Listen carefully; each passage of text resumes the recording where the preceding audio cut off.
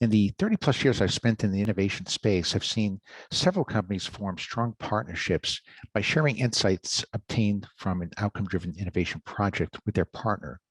One such company is MVP Healthcare, a $3.7 billion health services company based in New York, which is led by today's guest, Dominic Bizzarro. Maybe you could talk about a couple of successes that you've had so far. We had a potential partner that we were talking to. It was a health system, fairly large health system owned by even a larger health system. And it's what first prompted us to reach out to Strategen, because in the conversations with them, we said, look, they were interested in bringing a product in the US called Medicare Advantage, which is for elderly people in the US.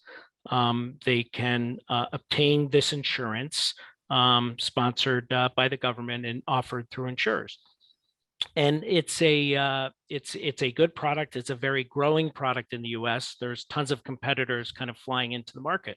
So in our conversations with them, we said, we could market this product under your name, and we could establish something, a special relationship between the health system and the insurer that really addresses kind of some of the unmet needs, right? Like when people switch insurance companies, they want to minimize the likelihood that there's going to be a disruption in services, things that were approved or not approved. They want to minimize the likelihood that when a treatment plan is put in place, that there will be delays to the treatment plan caused by financial or other requirements, right? So we started having this conversation with them, and then the pandemic hit.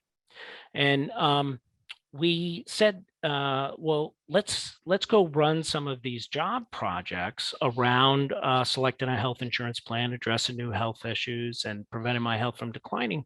So in the course of that, we had run the projects, and then another opportunity came to us. And so they were doing a request for proposals to national providers, some mid-sized providers, and they asked MVP to respond because they knew that we had some business in Vermont. And when we shared with them our approach that, we're in the market, we're local, we're not for profit, we align with your values. We talked to them about customer centricity. We talked to them about a job that we had in mind about what healthcare providers are struggling with to deliver care. And then we started kind of teasing them, because we're in a competitive bid, with some of the data that we had, about some of the things that their patients were struggling with in terms of seeking and financing and care and staying healthy.